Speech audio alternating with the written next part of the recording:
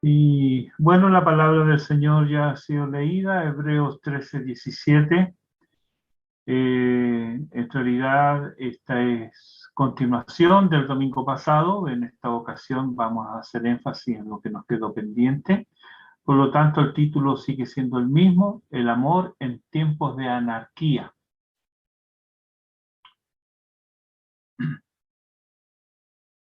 El domingo pasado vimos los dos verbos con que comienza nuestro texto: obedecer y sujetaos.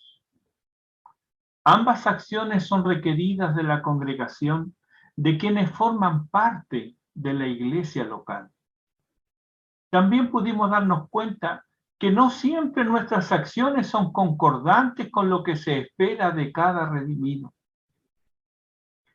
Esto, como dice la confesión, es en razón de la corrupción que todavía le queda a cada cual, por lo cual no quiere ni perfecta ni únicamente lo que es bueno, sino que también quiere lo que es malo. ¿Sí? A veces queremos lo que es malo. Al respecto, el apóstol Pablo, de cuya consagración, espiritualidad y madurez no podríamos dudar, ¿verdad?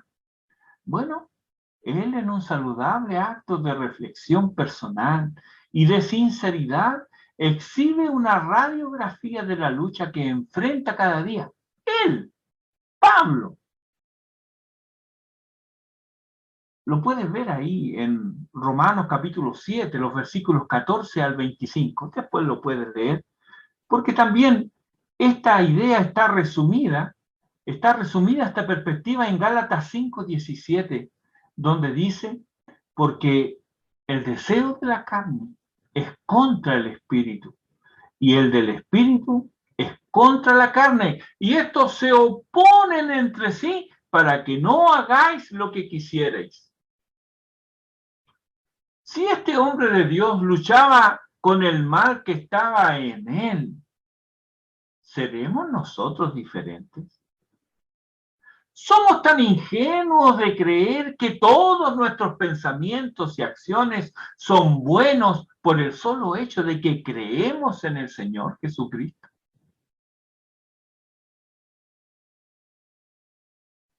Hermanos, ¿cuántas veces no hemos sido corregidos, enseñados, reprendidos por acciones que hemos validado previamente solo porque provinieron de nosotros? Y que al ser confrontados recién nos dimos cuenta del error. ¿Cuántas veces nos pasó eso? Todo esto nos demuestra que nos necesitamos unos a otros. Nos necesitamos. Y mayormente a quienes Dios ha puesto al frente de la grey. Debemos obedecerlos incondicionalmente y a todo evento. No, nunca tal hagas. Ellos son hombres igual que tú y sujetos a pasiones y errores propios de vidas no glorificadas aún. Entonces, ¿cómo? Bueno, debes obedecerlos en todo aquello que te indiquen y no contradiga claramente las Escrituras. Recuerda que la guía del Espíritu de Dios jamás invalidará la palabra que él mismo inspiró. Nadie puede obligarte a obedecer si en el ejercicio de esa obediencia contradices la palabra de tu Rey y Señor. Pero yendo al punto, nadie puede obligarte. Nadie. En el Evangelio, querido hermano, no hay coacción. Nadie puede obligarte a decir o hacer algo en contra de tu voluntad. Si tú eres de los que viven según no tu voluntad, sino la mía, bueno, así será. Es tu voluntad rendida a Cristo la que accede a hacer lo correcto. ¿De dónde entonces el obedecer a vuestros pastores solo es posible cuando antes le has entregado tu vida a Cristo? Ahora bien, ¿por qué debemos obedecerlos y sujetarnos a ellos? Aquí el autor sagrado nos da la razón que debiera llevarnos a elevar acciones de gracias a Dios y gratitud por sus cuidados por nosotros. Dice, porque ellos velan por vuestras almas. Interesantemente, la palabra usada aquí para velar no es la de uso corriente en el Nuevo Testamento que significa vigilar, sino una que indica desvelarse, no poder dormir a causa de alguna preocupación. Hay una preocupación profunda por el bienestar espiritual de los creyentes bajo su cuidado, y esto involucra y significa estar atentos y vigilantes a la vida de cada cual, sus testimonios, el servicio que rinden a Cristo y otras cosas por el estilo. Gracias a Dios, Él pone esta carga no exclusivamente en los pastores, aunque ellos son los mayores responsables, sino que la distribuyen los corazones fieles y consagrados a Él en cada congregación. ¿Perdiste el sueño alguna vez por un hermano? ¿Te vino una preocupación repentina por alguien de la congregación? Pues eso es lo que vive un pastor fiel cada día. Y a eso añade los propios problemas que tiene el pastor, sus propias dificultades y aflicciones. Desde la caída, hermanos, el trabajo bien hecho no solo nos da satisfacción, sino que también lleva consigo una carga negativa e infructuosa. Trabajas determinadas horas y no todas ellas son productivas. Algunas horas son para reparar errores o para enmendar rumbos equivocados, ¿verdad? Pero ese trabajo finaliza en alguna hora del día. Quisiera poder decir lo mismo. Recorro por días diversos rostros, ocupaciones de cada cual. Entonces vienen a mi mente enfermedades, dificultades, problemas de cada cual, conversaciones que hemos sostenido, enseñanzas que ya he dado y otras que debo dar, confrontaciones por el pecado manifiesto, situaciones delicadas que deben enfrentarse con sabiduría y firmeza, amonestar a los ociosos, alentar a los de poco ánimo, reprender a los temerarios y desobedientes, alertar del peligro, ayudar al necesitado, socorrer al débil, levantar al caído y a todos y cada uno guiarlos a Cristo. Cuánta tristeza asoma cuando observamos fallos repetitivos, señal inequívoca de que nuestras advertencias, consejos y reprensiones cayeron en oídos sordos. Cuántas lágrimas son derramadas por la caída estrepitosa de un hermano fiel. O cuando el mal visita algún hogar. Cuánta desazón produce el progreso lento o nulo de hermanos en los que hemos depositado nuestra confianza por ver en ellos potencial en la obra del Señor.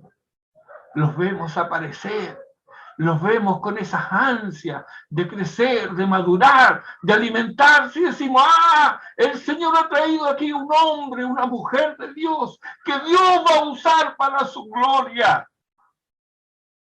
Sin embargo, al poco andar, como esos globos aerostáticos que de repente se pinchan y empiezan a caer, y pierde todo su brillo, toda su luminosidad, pierden energía, ya no avanza, solo caen y caen y caen. ¡Qué desazón! ¿Qué decir de aquellos diestros para la batalla que dan la espalda al conflicto? No, yo no quiero problemas. Yo no quiero problemas. Yo quiero vivir una vida tranquila. Quiero estar tranquilo, quiero estar reposado. Si eso es lo que quieres, estás en una congregación equivocada. Es más, te diré algo. La única vez que tú estarás completamente tranquilo si es que estás en paz con Dios es en el cementerio. Pero mientras estés en esta vida, Dios no te ha llamado a un asilo de ancianos donde te va a cuidar y te van a mimar. No. Dios te ha llamado a las filas de su ejército para que luches con el capitán invencible, puestas la coraza de justicia y armado con la armadura que Dios por algo te dio. ¿Qué de aquellos contenciosos, quisquillosos, maliciosos, mentirosos, calumniadores, hipócritas y voluntariosos cuyas acciones solo contribuyen a traer confusión, desunión y desconfianza en la congregación de los santos? Todo esto hay. Hermano, ¿cómo simpatizamos con la depresión de Elías, que echado a la sombra de un árbol solo quería morir? ¿Cómo nos identificamos muchas veces con un Jeremías que derrama su alma a Dios con profusión de lágrimas al ver y experimentar la dureza de corazón del pueblo de Dios? ¿Cuánto entendemos a Pablo cuando les dice a sus amados hermanos, hijitos míos, por quienes vuelvo a sufrir dolores de parto hasta que Cristo sea formado en vosotros? Quisiera estar con vosotros ahora mismo y cambiar de tono, pues estoy perplejo en cuanto a vosotros. La tristeza, el dolor y la aflicción vienen en el paquete del ministerio y no es posible separarlas. No todos entienden la labor del ministro, no todos la comprenden, muchos no la valoran y hasta hay los que la ignoran. No todo Jerusalén vio a Jesús llorar. En Juan 11:35 se nos dice escuetamente, Jesús lloró. Fue el llanto quedo, en silencio, las lágrimas empujadas por las entrañas de la simpatía humana. Él vio a María llorar y a los que le acompañaban también llorando. Sintió su pena, se identificó con su tristeza, con su dolor y lloró con ellos. Tal vez recordando esto, el apóstol a los gentiles les recordará a sus hermanos romanos y a nosotros llorar con los que lloran. Pero hay otro registro del llanto de Jesús. Es otro llanto. No es el llanto de la simpatía humana. No es el llanto de los cálidos afectos, ni el llanto propiciado por el sufrimiento que otros le infligen. No, este es distinto. Lo encuentras en Lucas 19:41. Dice ahí, cuando llegó cerca de la ciudad, al verla, lloró sobre ella. Este llanto no es silencioso, es sonoro, es llanto en voz alta, es llorar a grito pelado. El dolor y sufrimiento reflejado en este llanto es por la dureza de corazón, por la ceguera de su pueblo, por la ignorancia que exhibían sobre los difíciles momentos que sobrevendrían dada su falta de arrepentimiento. Ese es el llanto que aparece aquí. No es un llanto silencioso,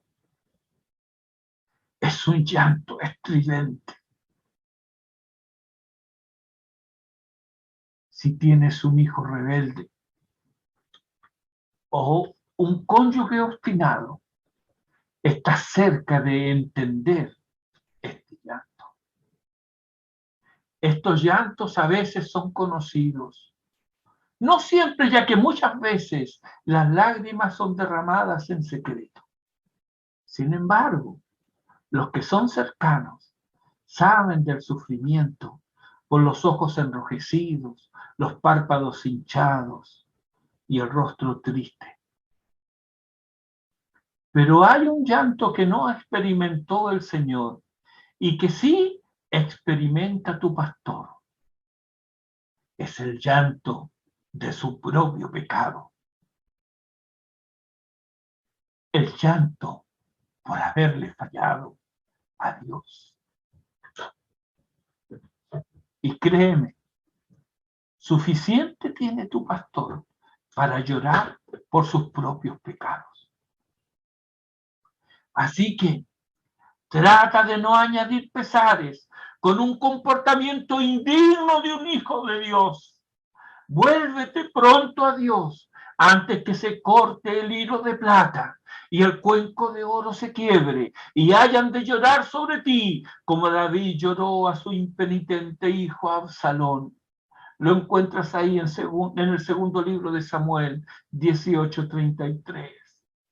David lloró a su hijo.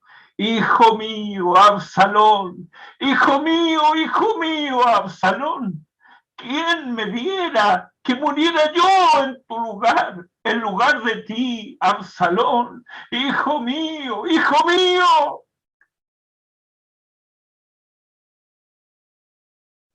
Dios ha escogido a algunos hombres para que hagan su labor, para que velen por las almas de los que le pertenecen, para que les animen y les instruyan. Hermanos, cuánta alegría nos da ver el crecimiento y la madurez en los que ayer eran niños. ¿Cómo nos anima a comprobar que buscan alimentarse por sí mismos, no con alimentos procesados por otro, sino que ellos mismos van a la fuente inagotable de sabiduría de Dios y hallan allí su deleite y gozo?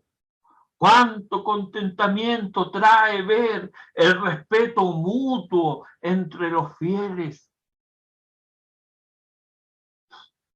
Cómo comparten generosamente de la provisión que Dios les ha dado. De qué manera cuidan el uno por el otro. Cómo cuidan su congregación y buscan el bien de ella y la felicidad.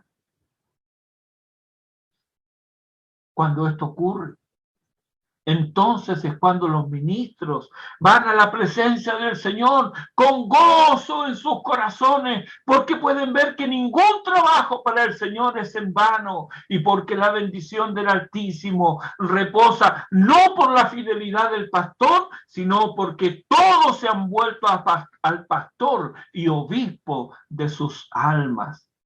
Se cumple así la promesa del Señor en el Salmo 133. Mirad cuán bueno y cuán deleitoso es habitar los hermanos juntos y en armonía.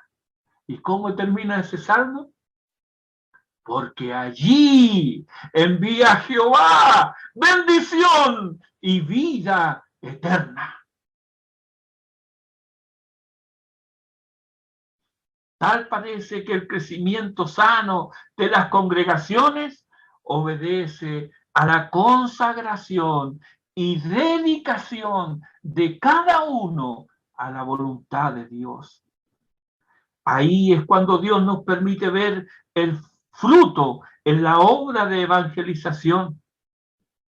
Evangelización que, dicho sea de paso, debemos emprender incluso entre quienes se autoperciben como cristianos, porque se identifican con una denominación, pero son ignorantes de las demandas de Dios, ignorantes de su palabra, ignorantes de su persona y de su obra.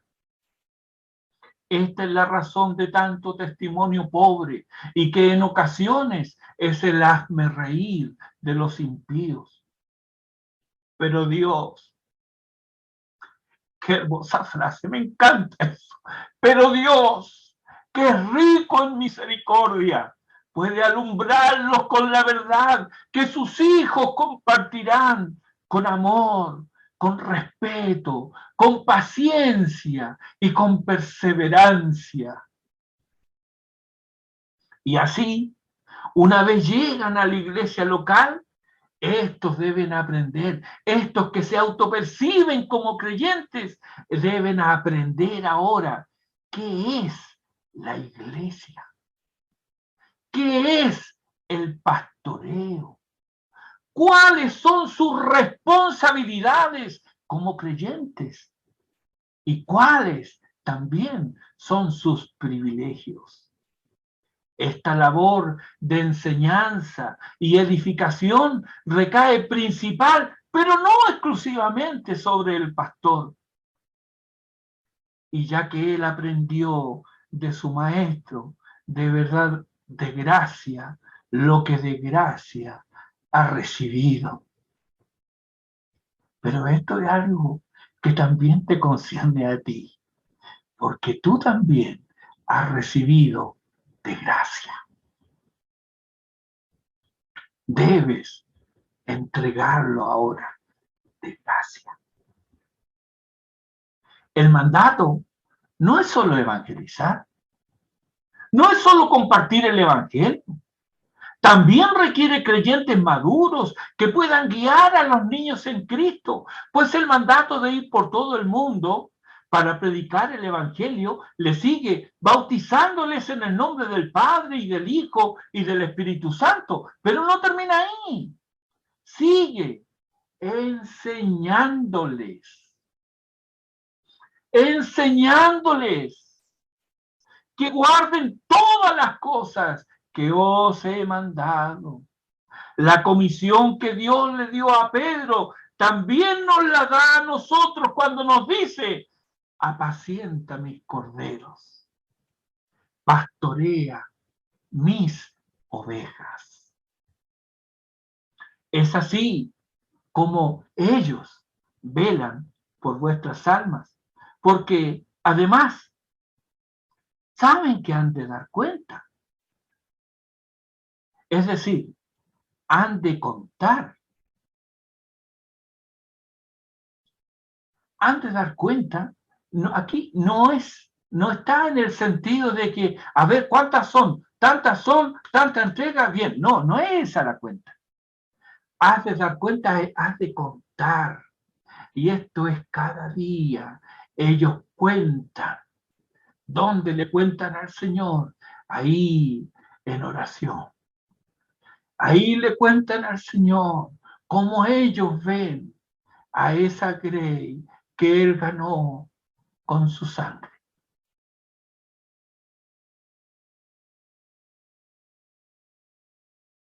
Ellos han de contar, ellos han de decir al gran pastor de las ovejas cómo ha sido su labor con ellos. Nota que en el texto dice, para que lo hagan con alegría. Durante el tiempo en que fui apoderado de mis hijos, en las reuniones de uno me sentaba adelante y en las reuniones del otro buscaba los últimos asientos. De uno recibía felicitaciones, notas positivas en el libro, buenas calificaciones, y se lo mencionaba como un ejemplo de la clase. Imagínense cómo me sentía yo. De repente me daban ganas como de pararme y mirarlos a todos y decir, bueno, ese es mi hijo.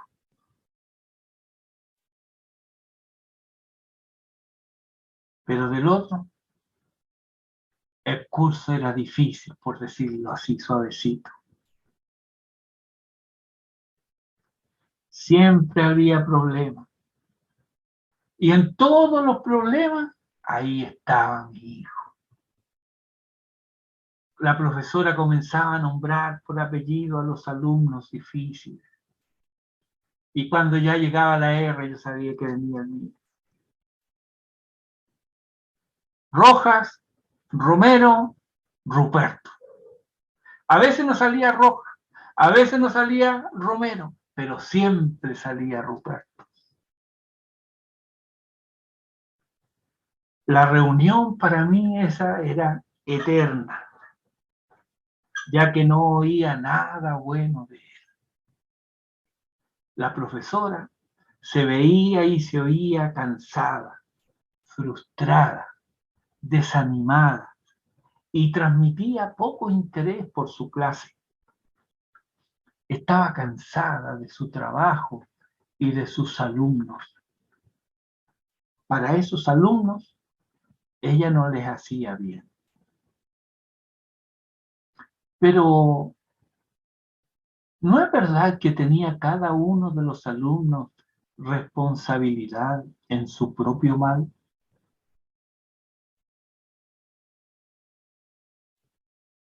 Cuando leemos este texto, muchas veces lo leemos mal, pues leemos al terminar el versículo 17, porque esto no es provechoso. Y trasladamos así el poco provecho al modo de desempeñarse del pastor. Sin embargo, el peso de la prueba recae no en el pastor, sino en la congregación, pues dice, porque esto no os es provechoso. Si el corazón del ministro se desanima, se cansa, se desalienta, se frustra, ¿será su trabajo de calidad? ¿Será provechoso para ti? Claro, él debe dar cuentas al Señor, pero lo hará con alegría. ¿Y cómo lo hará con contentamiento si su labor es menospreciada? La enseñanza le entra por un oído y sale por el otro. El consejo es desatendido y sus cuidados son en vano. No llegará a pensar que tal vez no tiene un rebaño de ovejas, sino un hato de cabras monteses que en vez de pastar libremente por los llanos del Señor, tiran invariablemente para el monte. Hermanos, las quejas y lamentos de un pastor obedecen a un alma amargada que fácilmente entrará en un cuadro de desánimo y depresión. Él ha sido fiel al llamado que Dios le hizo. Y aunque no vea frutos, sin embargo, igual encontrará la recompensa a su labor dada por el mismo príncipe de los pastores. Se cumplirá entonces la palabra del Señor de 2 Corintios capítulo 2, versículos 15 al 17. Porque para Dios, dice Pablo, somos grato olor de Cristo en los que se salvan y en los que se pierden. A esto ciertamente olor de muerte para muerte, y a aquellos olor de vida para vida. Y para estas cosas, ¿quién es suficiente? Ya ves, Dios es glorificado no solo en la salvación de los elegidos, sino que también es glorificado en la condenación de los impíos. Y con unos y otros, Dios ha usado el ministerio pastoral. De aquí podemos colegir que la bendición de Dios sobre un ministerio fiel no son los números, sino la fidelidad a la palabra de Dios, tal cual lo demuestra el versículo 17 que no hemos leído y que dice, pues no somos como muchos que medran, es decir, incrementan sus ganancias deshonestas, falsificando la palabra de Dios, sino que con sinceridad, como de parte de Dios y delante de Dios, hablamos en Cristo. Hablar de parte de Dios no siempre es grato, porque Dios jamás validará nuestro pecado ni hará acepción de personas. Y quienes hablamos de parte de Dios, también debemos tener presente que hablamos delante de Él. Así que no podemos falsear el mensaje, ni diluirlo, ni endulzarlo. Mira la responsabilidad que tiene el atalaya y cómo es advertido por Dios de cumplir su ministerio. Ezequiel capítulo 3, versículos 18 al 21 dice, cuando yo dijere al impío, de cierto morirás, y tú no le amonestares ni le hablares, para que el impío sea apercibido de su mal camino, a fin de que viva, el impío morirá por su maldad, pero su sangre demandaré de tu mano. Pero si tú amonestares al impío y él no se convirtiere de su impiedad y de su mal camino, él morirá por su maldad, pero tú habrás librado tu alma. Si el justo se apartare de su justicia e hiciere maldad y pusiere yo tropiezo delante de él morirá, porque tú no le amonestaste, en su pecado morirá y su justicia que habían hecho no vendrán en memoria, pero su sangre demandaré de tu mano. Pero si al justo amonestares para que no peque y no pecare, de cierto vivirá, porque fue amonestado, y tú habrás librado tu alma. El apóstol Pablo, conocedor de la responsabilidad que llevaba sobre sus hombros, evidencia una conducta íntegra, imparcial, pues no teme confrontar a los hermanos o a un connotado dirigente.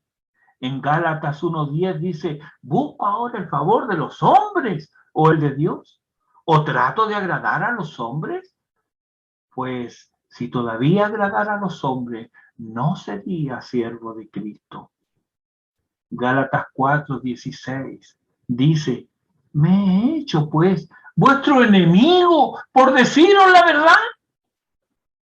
Como parte de su ministerio apostólico y pastoral, él escribió muchas cartas, pero no es lo mismo leer primera a los Corintios que Filipenses, o leer Gálatas que Tesalonicenses.